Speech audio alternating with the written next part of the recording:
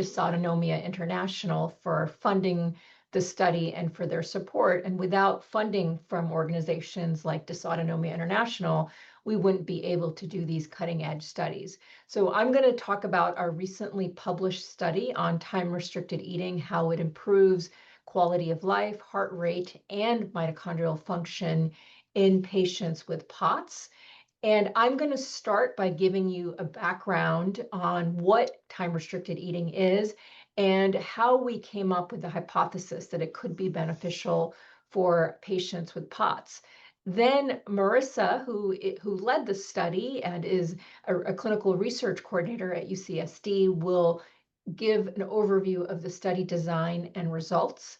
And this will be followed by a review of the mitochondrial data by Hamal Patel, who is a professor of anesthesiology and really a world-renowned expert in analysis of mitochondrial function. And we're really blessed to have him as a collaborator to help us think about more mechanistic aspects of POTS, such as mitochondria. And then at the end, we will leave plenty of time for Q&A with myself, Marissa Hamal, and we will also be joined by Dr. Taylor Doherty, who many of you know, and he is an allergist and immunologist and is chief of the Division of Allergy and Immunology at UC San Diego and has done a lot of cutting edge mechanistic work on the pathophysiology of POTS.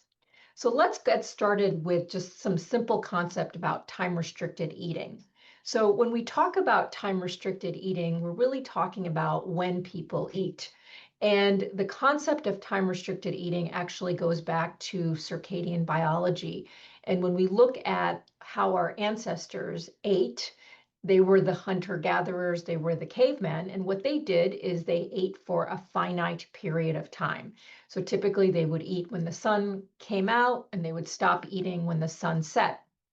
But in modern day, we eat all the time. A typical patient of mine will stop eating dinner around 9 p.m. Maybe they'll have a snack after dinner. Maybe they'll get up in the middle of the night because they don't sleep very well and they'll have a midnight snack. So they're always eating.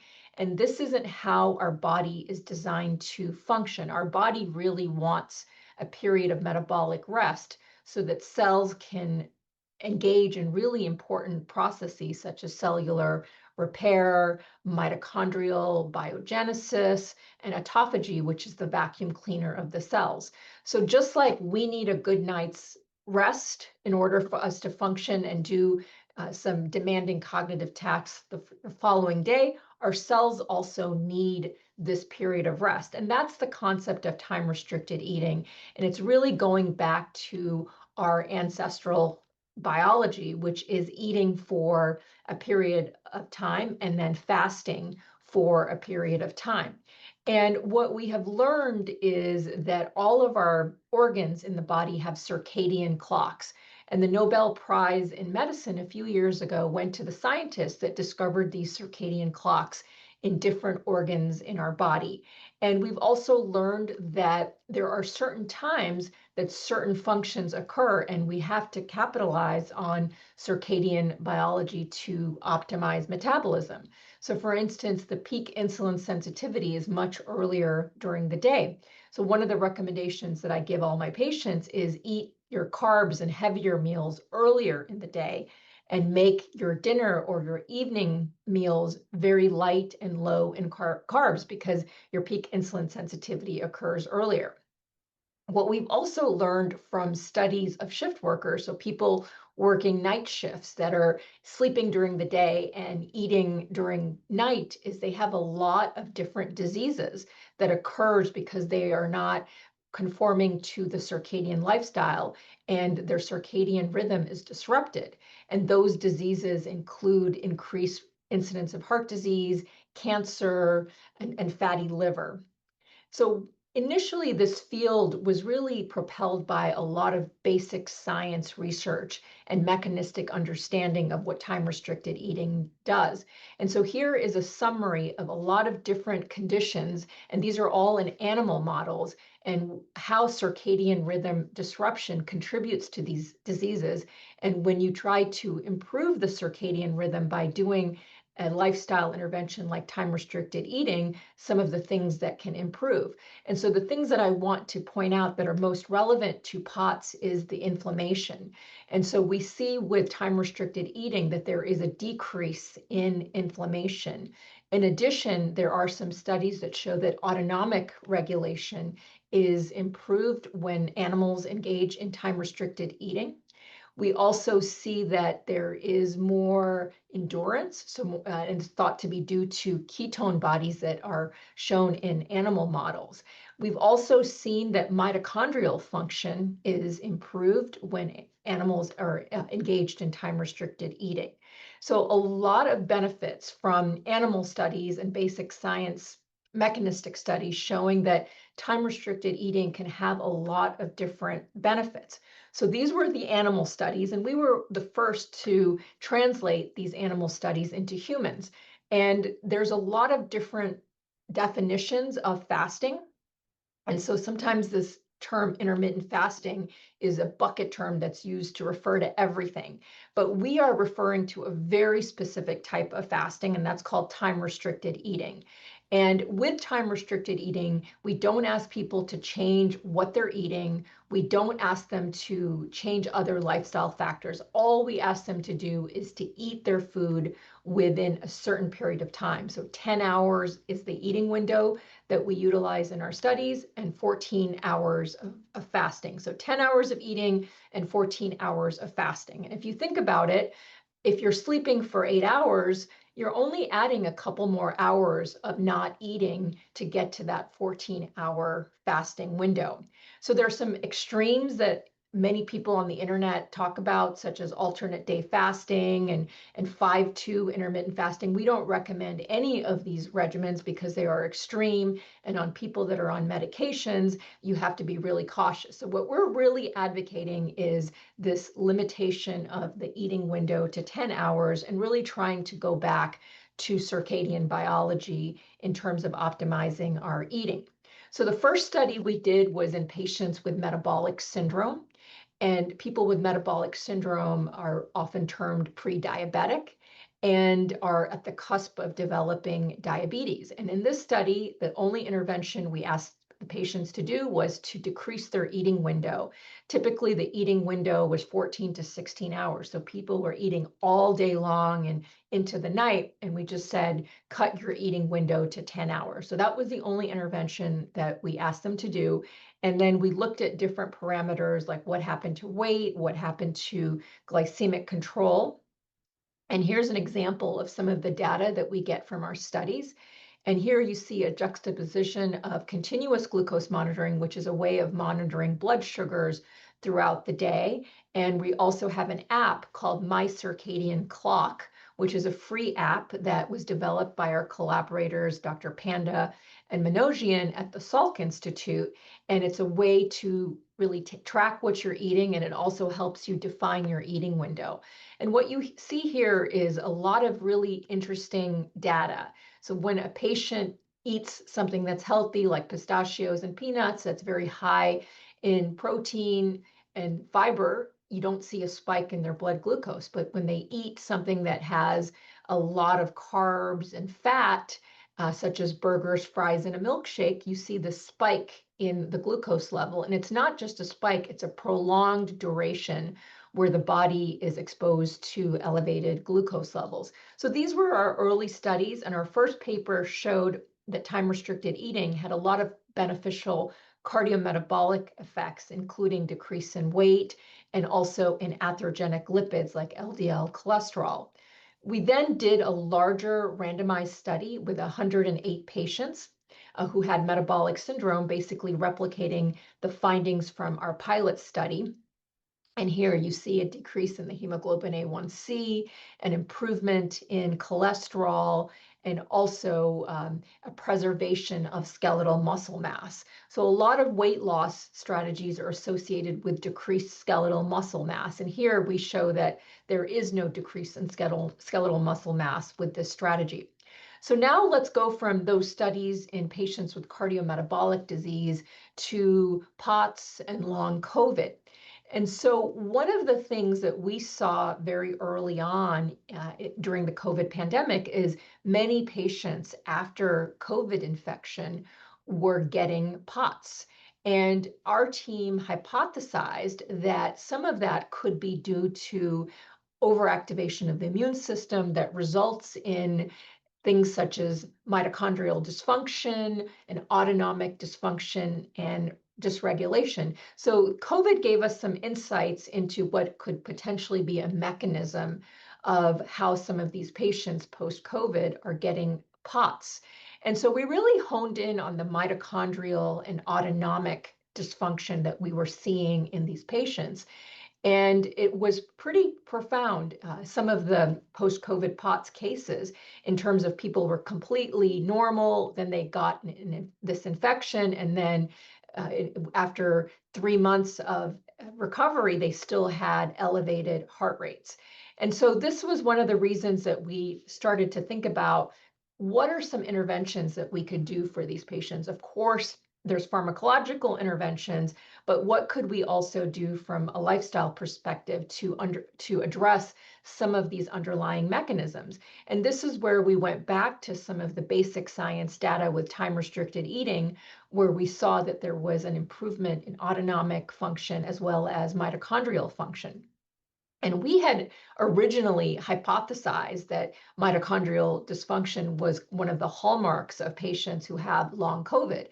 And I see this clinically in that patients who are often untreated, not diagnosed, if they've been suffering from long COVID for a long time, they get profound fatigue to the point where they can't even do activities of daily living. And so it does make sense that the mitochondria are involved because the mitochondria are responsible for energy levels and for endurance. And so when we think about POTS, and this is a really great slide that Dr. Doherty made, we have to think about multiple aspects of treating the disease. And one of the fundamental things that we do is medications for managing the heart rate. And I did the study with ivabradine, which is an incredible drug for lowering heart rate in patients with POTS. It lowers heart rate without lowering blood pressure and causing fatigue. There's also other medications, such as medications that improve blood pressure. But in addition, we also need to combine pharmacotherapy with lifestyle, just like we do in every aspect of cardiology. I tell my patients who have diabetes and who have heart disease that it's not one or the other, but it has to be synergistic, the pharmacology along with lifestyle. And those are the patients that we get the most benefit in. But in addition, we're starting to really understand some underlying pathophysiologic drivers of POTS. And that includes things such as autoimmune diseases. We see a big association with mast cell activation and POTS. We also see an association between connective tissue and diseases such as Ehlers-Danlos and POTS. And so we have to think about some of these underlying issues and treat them as well. And so you have to do all of this concomitantly. You can't just do one without the other. And so our study was really a lifestyle intervention, but it was focused on addressing some of the underlying derangements in autoimmune and in autonomic dysfunction. So this is kind of the big picture of our study, which is a pilot study that was funded by Dysautonomia International. And the question we asked is, could time-restricted eating, which we think improves autonomic function, decreases inflammation, improves mitochondrial function, could that have an impact on patients with POTS? Could it improve quality of life metrics? Could it improve the heart rate? And mechanistically, what are some of the effects that it could have on mitochondria?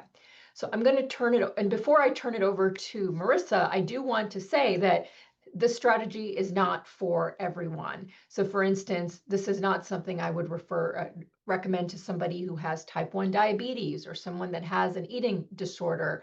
It's so one size doesn't fit all. And this would be something that you would need to do in consultation with your treating provider that understands all the other factors that go into your particular disease. So I'm going to turn it over to Marissa to go over the study. Oh, before I do that, I do want to give you this patient testimonial. This was a patient that was not in our study, but had emailed me after she found out about our study, and she had already been doing time-restricted eating. And the reason I like to put in the patient testimonial is because these are the ways we get inspired as researchers to do something, is when we see that a strategy seems to be working. And again, one size doesn't fit all, but here's a patient that had a lot of different autoimmune conditions, including Sjogren's, Hashimoto's, vitiligo, and who was on some significant treatment, including IVIG, and then started doing time-restricted eating and had a significant improvement to the point where this patient was able to get off of IVIG. Again, it's one example, and it's probably the best case example, but it just illustrates that it can be helpful for some patients. So I'll turn it over to Marissa to go over the study. Thank you, Dr. Taub. So yeah, I'm excited to talk a little bit more about the details of this study. And as Dr. Taub expressed, this was a pilot study. And so it was really designed to evaluate the potential effects of time-restricted eating in patients with POTS who were already receiving standard pharmacological treatment. So the study objective was to investigate like the influences that time-restricted eating could have on the heart rate dynamics, quality of life, and then the mitochondrial function in individuals living with POTS. So study recruitment was basically focused primarily in the San Diego area, using recruitment from the cardiovascular and internal medicine clinics at UC San Diego, as well as from clinicaltrials.gov. So we did get a few patients from other areas as well in this study. But eligible patients were primarily between the ages of 18 and 70 and had confirmed diagnosis of POTS. So that meant that they met that clinical criteria of at least a 30 beat per minute increase when they moved from a supine to standing position. And this was often accompanied with chronic symptoms that lasted longer than 6 months. And they also had to have a reported daily eating window of at least 12 hours prior to enrollment. Additionally, as we ensured that all participants followed a regular daytime activity schedule. So this meant that we did exclude any shift workers just to ensure the minimization of circadian disruption there. Additionally, as Dr. Taub expressed, this is not something that should be utilized by all patients. And so to that effect, we did also exclude individuals who were pregnant or breastfeeding, as well as those with medical conditions or functional states that are known to independently cause orthostatic tachycardia. However, all of the patients that were included out of the 20 that were enrolled in this study remained on their stable doses of POTS medications throughout the study. So this meant including like beta blockers, midodrine, ivabradine, and fludrocortisone as well. So on average, of the 20 participants that ended up enrolling in the study, the participants had been diagnosed with POTS for about 3.5 years prior to enrolling, and 3 of these participants also reported a post-COVID onset of their condition.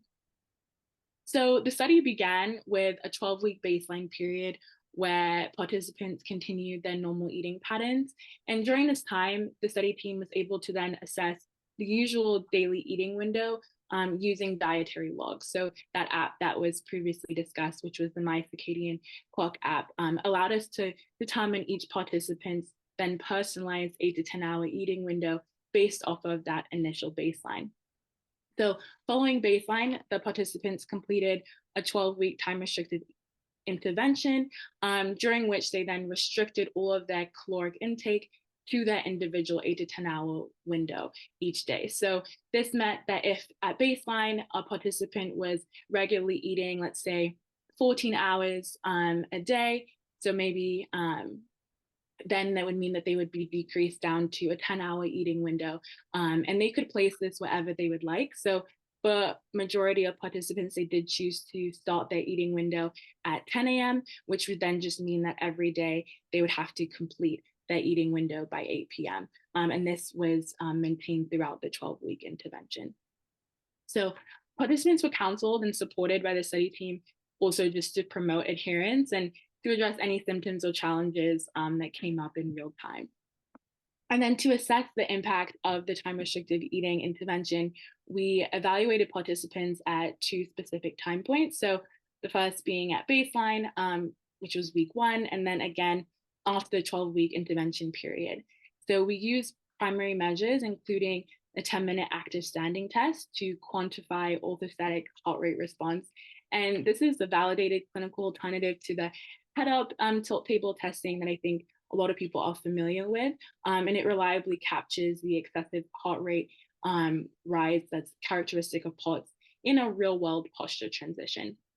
And then we also used quality of life questionnaires, including the SF-36, which I will discuss in greater detail in the next slide, but essentially the higher scores there indicated better functioning, as well as a Malmo POTS symptom survey, which allowed us to look at the specific symptoms that often play a role in POTS. And in that specific survey, lower scores indicated fewer symptoms.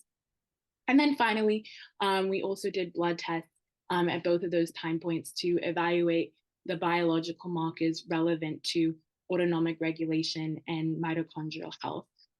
However, I won't be focusing too much on that in my specific presentation, but Dr. Patel will go into more detail following me there. So I would love to dive into the results now. So after 12 weeks of the time-restricted eating, participants showed a meaningful reduction in their standing heart rate compared to baseline. And so what we observed was a significant reduction in orthostatic heart rate increase upon standing, with a mean decrease of 11 beats per minute. So in other words, the cardiovascular response to standing was a lot more stable, which is a key clinical target in POTS management, because this excessive heart rate rise is one of the primary drivers of the daily symptoms that are often experienced by POTS patients. But we didn't just see a physiological improvement, we also asked patients how they felt. So this takes us to our other results, which were the quality of life measures.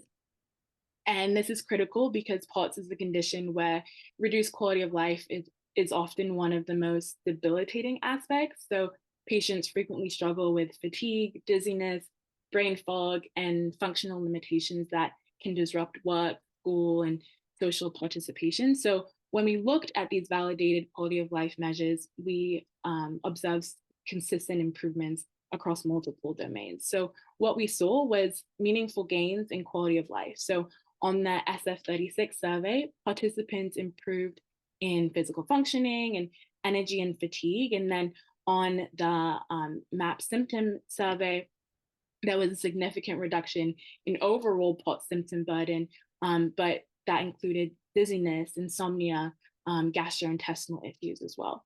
So together, these findings show that time-restricted eating can not only improve the physiological autonomic function, but also showed enhanced daily functioning and symptom experience, which is especially important given the profound quality of life impact that POTS can have.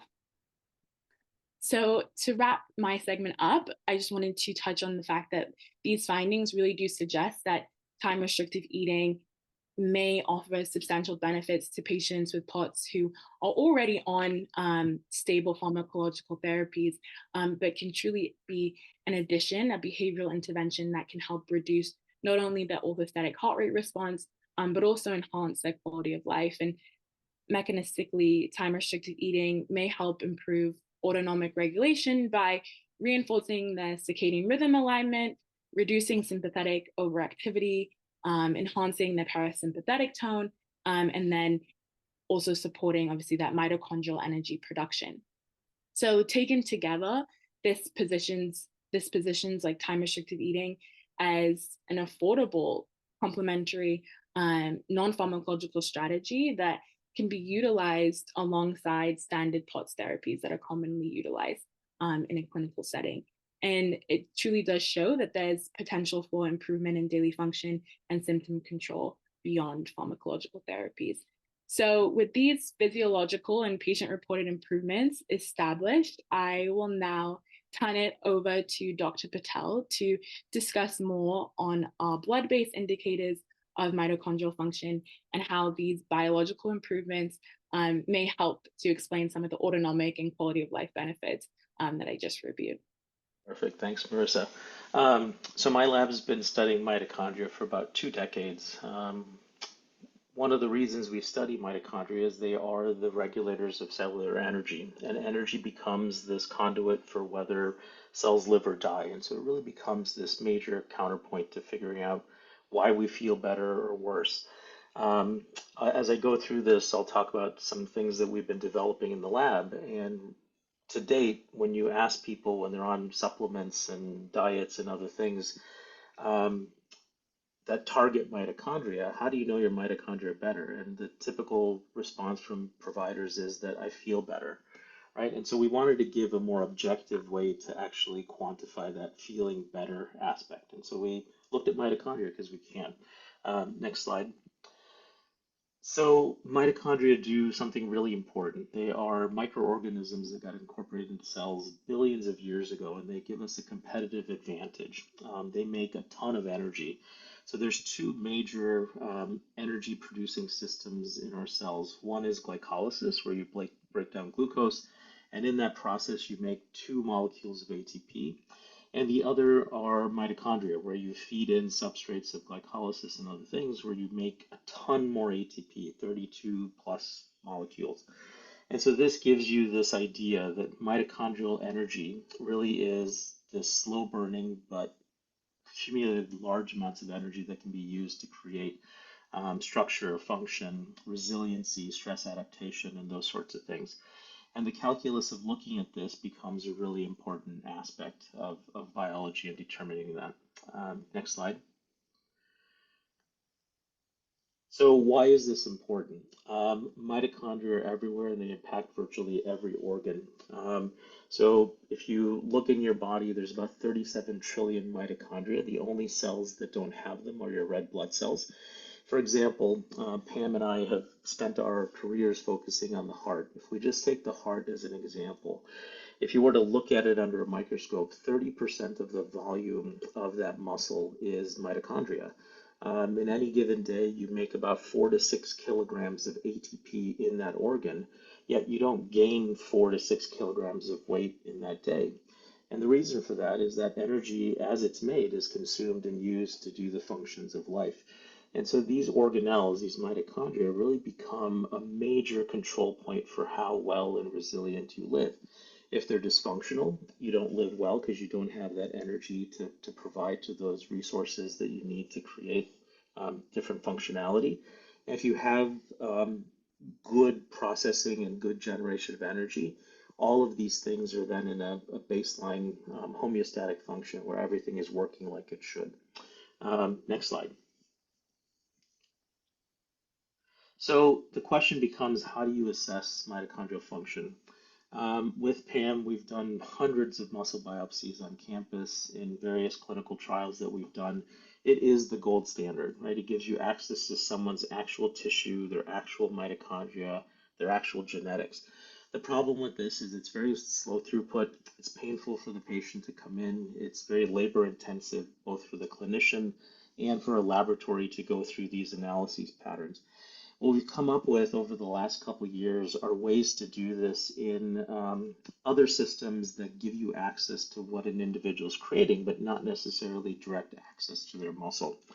We were involved in the NASA twin study many years ago, where an identical twin, the senator from Arizona, stayed on ground, and his identical twin went up into space for a year. The question that NASA had was, we know that mitochondria dysfunction in space. We just don't know which organ goes first, and we don't know what the consequence of the timing is. And so they couldn't get us a muscle biopsy every 3 months from these individuals at the two places because it would be quite painful. And Elon Musk would have to send a rocket up every 3 months to then bring that down. And so the next best thing they could do is give us frozen plasma. And so the task for my lab was, all you can give you is this cell-free plasma. Could you invent a test that looks at a correlate of what the muscle is doing?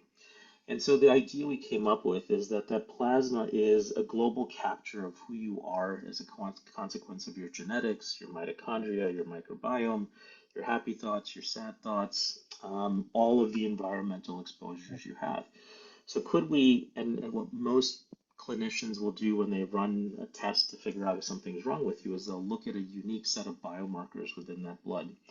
We didn't want to bias it because we don't know what's actually impacting mitochondrial functionality. So the test we came up with is we take the entire environment that that individual's creating as a consequence of whatever they're doing in life, and we transfer that to a living system that's never seen that environment. And now we can, in our systems that we can test mitochondrial functionality, we can see how those cells are behaving. So we're adopting the environment an individual creates that we capture in their blood completely onto a cell that's never seen it. And we see how that cell's mitochondria behave as a reflection of what's happening in that individual. We've been able to miniaturize this to a card, and we have a commercial test that comes out, and you can do this day in, day out kind of thing. So it really moves away from this need to do these costly and painful muscle biopsies down to blood cards that you can do at scale, day in, day out, in multiple collections and in all kinds of populations. So how do we sort of do this? And the next slide, we'll sort of go into some of the methods of this. So we have this amazing machine in the lab that was created by an initial company called Seahorse Bioscience, and um, there's nothing about seahorses in this machine. The guy who invented this machine just likes seahorses, and so he called it a seahorse. But it has this unique ability to look at live mitochondrial functionality. So you can have real living cells in there. You can change their environment with this blood that we capture from patients and individuals, add them onto the cell, and we can see in real time how that cell is now using oxygen as a measure of what the mitochondria are doing, and how it's changing the pH of that environment as a consequence of what glycolysis is doing. So now we get a very fine assessment of the two major energy systems in that living cell, right? Mitochondria versus glycolysis, and we can integrate those. This is a standard curve. We can add different compounds to the system to test different aspects of mitochondrial functionality. You can look at baseline function. You can look at things that are linked to ATP. You can stress the mitochondria and look at their maximal capacity and calculate all of these different parameters. So next slide will show the data that we saw in these subjects during the study that we did. So we did the standard stress test, and what we noticed in this is that pre to post, there was a decrease in overall respiration, but when we quantify this across the 20 subjects, we didn't really see a major change in the stress pathway. So there's no real change in baseline respiration, so no change in where the baseline setting was in terms of the environment, metabolic environment that these individuals were creating at the end of that 12-week treatment versus beginning. No change in mitochondrial efficiency. They were efficient and continued to stay efficient, and no real change in the stress response. A second part of the test that we look at is under baseline homeostatic conditions. We can look to see if the system is using either mitochondria or glycolysis to make energy. And remember back to that one slide, mitochondrial energy is a huge amount of energy, and it's the more efficient way of processing fuels in your system. And so when you make energy through mitochondria, you have a lot more available to do the things you need to do to essentially improve your quality of life. So the one thing we see dramatically change in a significant way in individuals at the end of the 12-week intervention is that they start using more mitochondria to make energy than glycolysis. And this correlated with their quality of life scores that we saw on the survey results that we saw. I think that was it. I don't know if I had anything else. Well, great. So we gave, I think, a really great overview of our study. And now is the fun part where we get to take your questions. And I see a lot of questions. And what I'll do is I'll go through the questions, and Oh, or if Lauren wants to help with the questions. yeah, yeah, I'll go through the questions. So thanks so much for this amazing presentation. There's lots and lots of questions in here. Let's see. So here's a really good one. We saw this a lot when we shared the study on our social media pages. We got so many questions too. How critical is the 10-hour eating window? If somebody did it like 11 hours, does that negate all the benefits, or is there a scientific answer on that, or is it sort of just like do the best you can? Yeah, I mean, I think what it really boils down to is the delta, is where did you start? Did you start with a 16-hour window and then you brought it down to 11? I mean, that's still a significant difference. And so for some people, they're not able to do 10 hours perfectly. Maybe they do 11, but if they went from, for instance, a 16-hour to 11, they're gonna see benefit. We have seen in our studies that the 10-hour eating window is kind of the sweet spot in terms of compliance long term. It can really conform to people's lifestyle. And that seems to be where we get the benefits. There are some studies that do shorter eating windows, like 8 hours, and we find that it's really hard for people to adhere to that long term. Yeah. So, because obviously people with POTS and other dysautonomias are supposed to drink a lot of salt and fluids throughout as much as possible, right? Um, do those, if they're low sugar or no sugar, do they count, or low calorie, do they count as breaking the fast, or are they allowed when you're doing the fasting part of this? So for everyone, even patients without POTS, we encourage good hydration during the fasting window. And that could be any kind of non-caloric beverage, so tea, water, carbonated water. And as long as the whatever they're drinking, ideally we don't want it to have sugar. It's the sugar that's going to really break up the ketosis, break up the fast. So if they can find a way to hydrate that doesn't involve sugar, Yeah. that's fine. Does that include like the sugar alcohols like mannitol and erythritol and stevia and stuff like that? Is that all a no as well? Ideally, we want to stay away from that, but I Yeah. do understand from a practical perspective, some people have different LMNT solution and just different things that they have to do. Yeah. And, real life isn't a science experiment. Science You have to fiction. kind Yeah. of adjust. So I say to some of my patients, if that's what you need to be able to do this, go ahead. It's not Yeah. perfect, but I think it's better than having a long eating window and eating very high carb meals or snacks. Yeah. So I'm sitting here with my iced tea with all the sugar in the world, and I'm like, I think I shouldn't be drinking this during this webinar.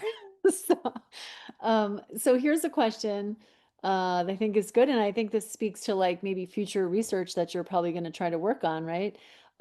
Does in within the window for eating, is there a difference between like if you do healthy eating versus just a regular diet? That's a great question. We didn't, in our study, didn't ask people to modify their diet.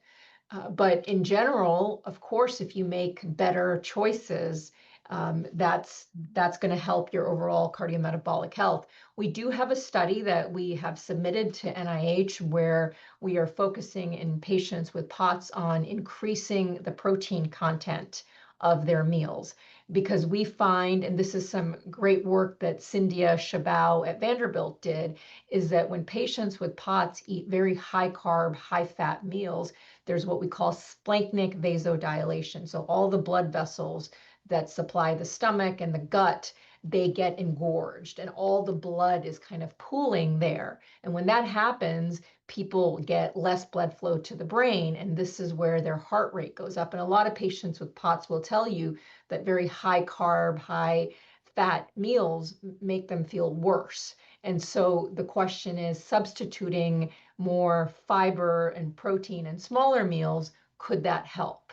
And so hopefully we will get that study funded. But again, we need to do that research and show that it's beneficial. And thanks to your help, we actually added a novel aspect in our study design where we're going to look at cerebral blood flow.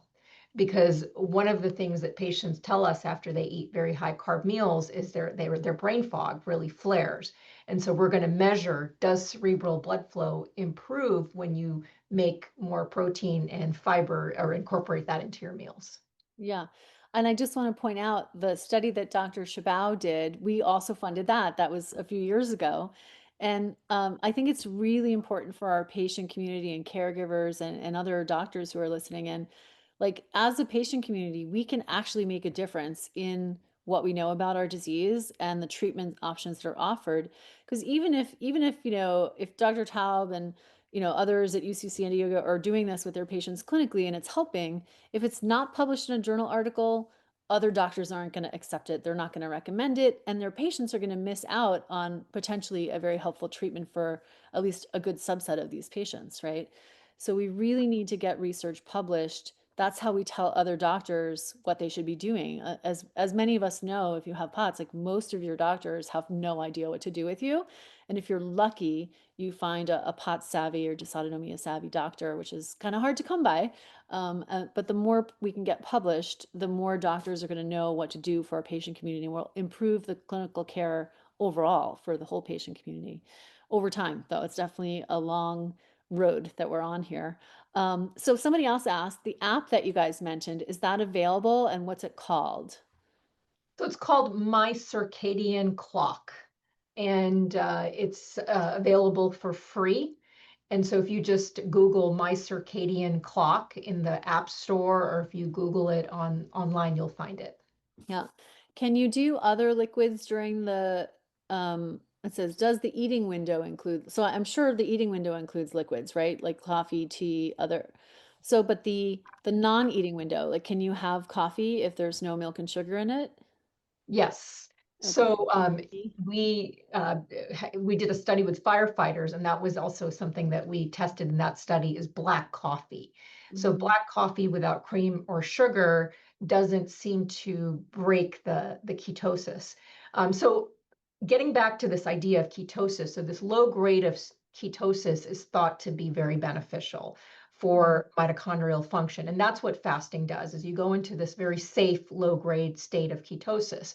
And so one of the things that you can do, and I do this clinically with my patients, is if you get really, really hungry during your fasting period, the best way to deal with that is with something that's high protein, because that's not going to break the ketosis as much as something that's high carb.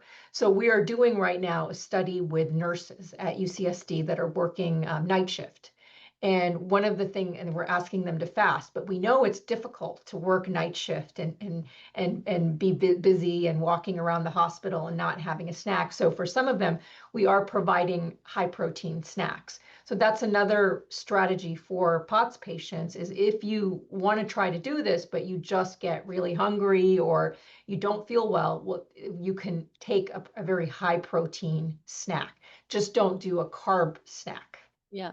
Can you talk a little bit about, sometimes when there's a new treatment option talked about in our patient community with millions of patients, there's always going to be somebody who thinks, well, if a little is good, then a lot must be better. Let me take it to the extreme and do it really good. Can you talk about like why that would be like doing this to the extreme is probably not good to be in like severe ketosis or, you know, taking it too much extra, how that ends up not being helpful? Yeah, I mean, patients with POTS have to be really careful about hydration. I mean, we know that hydration is really important. So I would not advocate anything more than 10-hour eating window and 14 hours of fasting. And Taylor, I know you have had a lot of experience personally with POTS. So do you want to comment about Lauren's question? Yeah, I mean, first, if it's okay with you, if I can sort of go back to the sort of the immune part of this, if that's okay, Pam, just to update people, because in the study, my lab studies lymphocyte responses, and we were especially excited not only to work with Pam on some of the clinical endpoint part, but also the fact that lymphocyte exhaustion, which is highly tied to mitochondrial dysfunction, has been seen in long COVID and lots of other disorders, including chronic viral infections.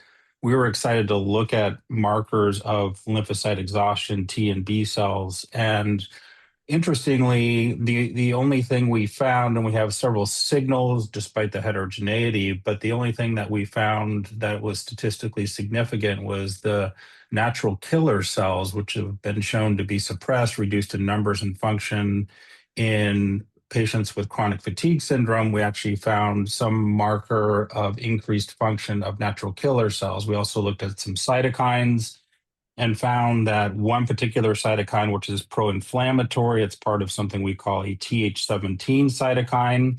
It's currently blocked in psoriasis as well as inflammatory bowel disease, that had improved from pre to post. And we were hoping to find many more immune endpoints that were positive, but in looking back, not only with the heterogeneity, but also with the fact that we did this for 3 months, and a lot of these patients, as Maritza remembers, were experiencing infections and having lots of other reasons for their immune system to go haywire at times, and we're taking 2 snapshots. And so if you look at an individual person during the day, their CD4 counts, their T cells will go up and down. We're relying on that one blood draw to find some evidence of change. So I just wanted to point out before getting to the question that we did look at the exhaustion part of the immune system as well as pro-inflammatory cytokines, and there are some signals there, but we definitely need more numbers and probably a longer period doing this, and maybe more controls, which of course requires more money too. So anyway, Lauren, can you rephrase your question, and I'm happy to address it. I think I lost it. The question was, I think I asked, I'm gonna have a POTS brain fog moment on camera right now. I think the question I asked was, is there so much thing as too much ketosis? Can you overdo Yeah. this? Yeah, I do think so. So, and I, full disclosure, as Pam mentioned, I went through a bout of pretty severe POTS in 2016, 2017. Lauren and I have been friends for a long, long time. And when I was whining and crying when I thought it was mild, or I thought it was more severe, it was actually mild. And then when it was severe, it was really severe. And anytime I tried to do paleo diet or go into ketosis, because of some of what Pam just mentioned with the effect of sugar, carbohydrates on the splanchnic vasodilation, I actually got worse. You actually, if you go too far into ketosis, your body dumps that in the urine, which means volume loss. And no matter how much you try to hydrate, you cannot keep up with that volume loss. So that's one very key reason why I would not recommend, unless somebody's doing great on it, I would never speak to any one person's improvement based on anything they do. However, sort of broadly, that's known to be sort of a diet that really leads to some hypovolemia until you really adapt and your liver kicks in with gluconeogenesis, which is the making of sugar by the liver. Yeah. Someone just asked a question, said they thought that high fat diets were causing blood pooling in the gut. So the research is actually showing that high carbohydrate diets cause pooling in the gut area. And that, so Dr. Chabot, so I have to say, Dysautonomia International, being a patient, we have a lot of patient knowledge amongst all our volunteers and our board and everybody who's been involved in our community. And we had noticed way before anybody was doing research on diet and POTS that a lot of patients would tell us they felt better on a low carb diet, but it wasn't science, it's just lots of anecdote, right? So we put it on our website back in 2012 saying, hey, try out a low carb diet for a few, like a month or two, and see if it works. And if it doesn't, then don't stick with it. But, it's something worth trying. I can't even tell you how many doctors sent me pissy emails about that saying it's not evidence-based. And we said right on the website, like, there's no scientific proof of this. It's just kind of patient knowledge that's out there. We got lots of cranky emails. And then finally, Dr. Chabot did this first study showing the glucose intake really, the carbohydrate intake really causes a lot of vasodilation in the gut. And then Dr. Taub and team here has added to that saying, and also if we do this other thing, we could, maybe make these symptoms even better. So I think that sometimes, as patients, we're so used to being not taken seriously that if people recommend dietary changes, we get kind of annoyed, like, oh, that's not serious enough to treat me. But I think of it as another tool in the toolbox, right? If you have 5 different things you can do that help you feel 20% better each, you're going to be a good percentage better. So there's no like magical, if we had the magical cure, we'd all be taking it by now. But this is definitely for me, I've tried it. I'll tell you, I don't have very good willpower. I stick with this for like a month and then I kind of get lazy and I'm having a cupcake at 11 p.m. So, but it does, I have an autoimmune form of POTS associated with Sjogren's, and I have seen when I stick to it really strict, I do see like some overall improvement in my symptoms and my overall like sense of feeling good, if that's measurable, Um, but anyways, let me get to So these. Lauren, I just want to chime in, and I do want to emphasize that in Yeah, the study, everybody was on medications for right. POTS. And so, and most of the people were my patients, so they were on, if they needed it, ivabradine for heart rate, if they had lower blood pressure, midodrine, Florinaf. So that's important that it's not one or the other, but the lifestyle really adds to the medications. Yeah, yeah. And somebody had asked actually a kind of a good question. Why did you do this study on people who were on medications and not like people managing with lifestyle? Like was being on medication required to be in the study, or just sort of turned out that way? It just turned out that way, but I think that it's much more representative of people that have moderate to severe POTS. People that tend to be able to manage things just with lifestyle, they tend to have a very mild form of POTS. And so we wanted people that had more significant disease and Yeah. people that had, I think Marissa said the average duration, remind me, Marissa, was over 2 years that they had this diagnosis. Yeah, like the majority of our patients had a diagnosis for at least 3.5 years. Um, so yeah, Yeah. they've been, It's so on. important for our Sorry. patient community. Sorry, I didn't mean to cut you off. No, you're so good. I was just saying, like, emphasizing that for most of the patients that were involved in this study, they had tried so many different pharmacological therapies as well. So it wasn't just this one thing that they were attempting. It was kind of like, in addition to everything else, like all the different cocktails and concoctions that they've tried, now attempting this as well. Yeah, I think it's super important because on this kind of a webinar, we have people who've probably had POTS for 20, 30 years, and we have people who might be newly diagnosed in the past 6 months. It's really important to understand that POTS comes with a very wide range of severity. We have POTS patients who can literally run the Boston Marathon and work as a surgeon, upright on their feet all day, doing very complicated thought things, cognitively intact.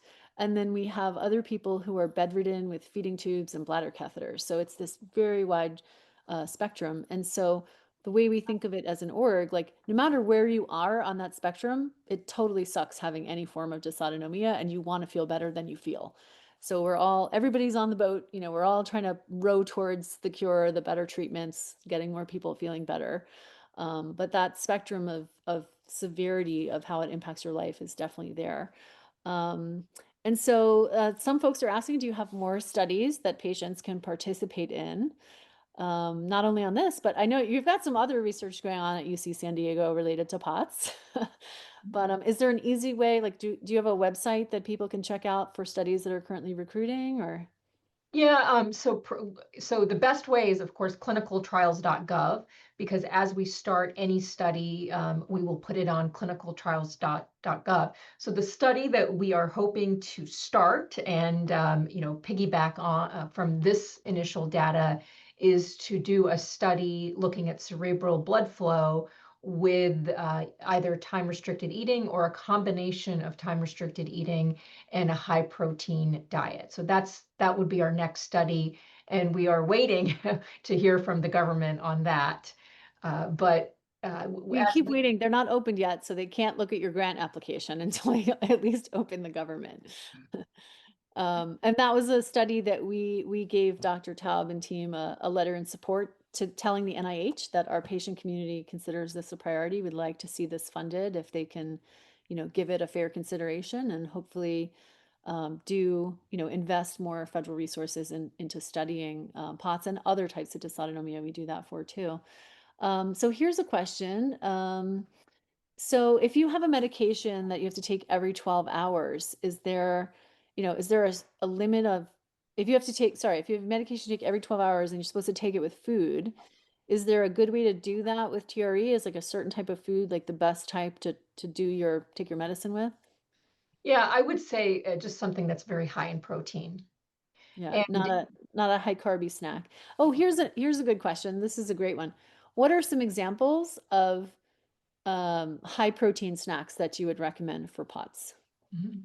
So we would say something, something simple. It could be like a piece of meat, like sometimes people will have like a little slice of turkey or a piece of cheese, yogurt, like a Greek yogurt that's very high in protein, peanut butter, things like that. Yeah. Maybe nuts without the M&Ms as part of it. That's I don't know if this has too much like dairy sugar, but I'm a big fan of like low fat cottage cheese for getting my protein in the morning. Mhm. Although there's plenty of dysautonomia patients who don't do so great with dairy, so be careful if you're one of those folks. You'll figure it out because it'll tell you if it's not going to sit well with your tummy. It's a very scientific term, by the way, the tummy. Um, okay, so here's a few other questions, and then I know we got to let you guys go at some point. Let's see. So do you have any thoughts on like, does this work as well with vegetarian diets or vegan diets? Yeah, I mean, that's the great thing about time restricted eating is we're not actually asking you to modify your diet. It's just really the timing of when you're eating. And with any type of diet, whether it's vegan, vegetarian, there are ways that you can incorporate more protein into that diet. But that wasn't part of the study, but that's generally what I recommend clinically is do time restricted eating, but also in what you're choosing, get a good amount of protein and also smaller meals because we know that there's a lot of GI symptoms in POTS. A lot of patients have gastroparesis. That is another study that a teaser that we are looking at is we're trying to look at some of the mechanisms of gastroparesis in POTS, and we're working with one of our gastroenterologists, but it's not a clinical study. We're looking at our patients and we're doing some looking at imaging that they've already gotten. So that's something that in the future that we can talk about. Yeah. I think in general, we need to understand pathophysiology. I mean, I think what Hamal has done is really given us some insight into a big driver of some of the clinical symptoms. And this is the kind of work that we need to do because it's such a heterogeneous, as you mentioned, disease. There's some people that are, functioning as surgeons, or Katie Ledecky, who's winning the Olympic medal, and then there's some people that are bedbound. And so these are the kind of mechanistic studies that Hamal and Taylor are doing, both looking at immunology and mitochondria, that are really going to help us drive the field forward. Yeah. I wanted to add to that. So this year we started funding a study looking at mitochondrial dysfunction in POTS in a different way at Case Western Reserve University, Dr. Kamal Shamali, who's an autonomic neurologist. And so even though it's a similar topic, it's maybe a different way of looking at it. And it's also really important when we do research that we repeat the findings, right? So if a research group in San Diego found a certain type of mitochondrial dysfunction in 20 patients, and then a group in Ohio found the same thing in another 20 patients or 40 patients or whatever, that actually adds to oh, this is real. We're onto something here. Keep going on that line of research. A lot of times what happens in research is so frustrating for patients. We get all excited, we fund some research, we find a biomarker, we think it's the thing, it's causing POTS, and then we repeat the study somewhere else and they don't find the thing. So, so it's like, I've watched that happen in the almost 15 years I've been running this org now. And so I've learned to get a little more cautious when we get excited, but still kind of like, okay, let's do the bigger study. So there was questions on here. Are you going to do a bigger study? And obviously you're trying to, you got to get the funding for it. Were you able to follow any of the patients who were in the initial study, like even after the official study was over, to see if they're still doing the fasting? Are they still getting any benefit from it? Marissa, you want to comment on that? Yeah. So I think the great thing is like with a lot of these patients, as Dr. Taub said, we do still see them. And so following this study, I think most of them really enjoyed it. And once they got over that initial hump, because I do think time restricted eating is not the easiest to follow and become accustomed to. So once they got used to it and it became a part of their lifestyle, I think the majority of them found it relatively easy to stick with, and just enjoyed the benefits of it, honestly. And like Dr. Taub said, like you can adjust it. So I think for some who maybe were at like the lower end, like maybe they were closer to that 8 hour eating window, maybe that meant that they just moved that up to 9 hours. So it was a little bit more comfortable for them. But yeah, a good chunk really enjoyed it and kept with it. So When I've tried it, I've like eased myself into it. I just was like, okay, this was I think I can do easily. Do that for like a week. Okay, now I'm gonna try to get an hour off of this and see if I can do that next week. And then then I was doing like a cheat day on the weekend, kind of thing. We do in all of our time restricted eating studies, we don't tell patients that, but we build in a cheat day. Yeah, because you're going out with your Life. friends. It's 11 o'clock at night. Everyone else is having nachos, and I'm like, I really need a nacho. So yeah, this is so great. Thank you guys for your time. Thank you for doing this research. It's hard work, and we really appreciate it. And thanks to all the patients who volunteered to be in your study, and everybody else that's emailing and saying, how can we get in these studies? Not only does this group do POTS research, but there's a lot of other places that are starting to do it too. And we're trying to connect patients with the studies to get as many people as possible enrolled as fast as one of the big costs of research studies is actually enrolling the patients and making sure you find the right patients for the right study. So signing up for Dysautonomia International's email list, if you're not already on it, is a great way to find out about research that's recruiting in your area. Sometimes researchers will email us and say, hey, can you help us find POTS patients near, Cincinnati? And we'll email everyone who lives in a 50-mile radius of Cincinnati and say, hey, is there a study going on at this university? Do you want to participate? And there's no obligation. You can ignore it or just say no, but it's just a cool way to find out about what's going on in the field. So anyways, thank you guys so much. Appreciate it. We can't wait to see where this goes in the future. Future research is, in the pipeline, so we'll see where it takes us. Any closing thoughts from the team? Thank you, Lauren. Thank you, Dysautonomia International, for funding the study, and thank you to all the patients.